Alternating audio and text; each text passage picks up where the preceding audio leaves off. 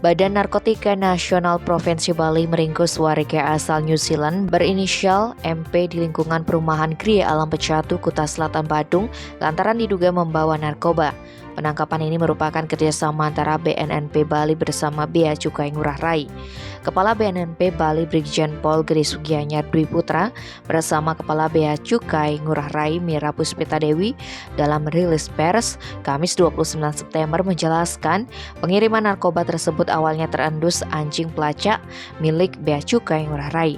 Temuan ini lantas disampaikan ke BNN guna dilakukan kontrol delivery atau pengawasan pengiriman. Akhirnya pada 30 Agustus 2022 didapati pelaku menerima paket di halaman parkir ruko lingkungan perumahan Gria Alam Pecatu. Saat digeledah, paket berupa kotak surat tersebut berisi kokain sebanyak 3,03 gram neto terbungkus plastik. Tidak hanya itu, juga ditemukan narkoba jenis ekstasi seberat 1,87 gram neto dan ketamin seberat 1,74 gram neto.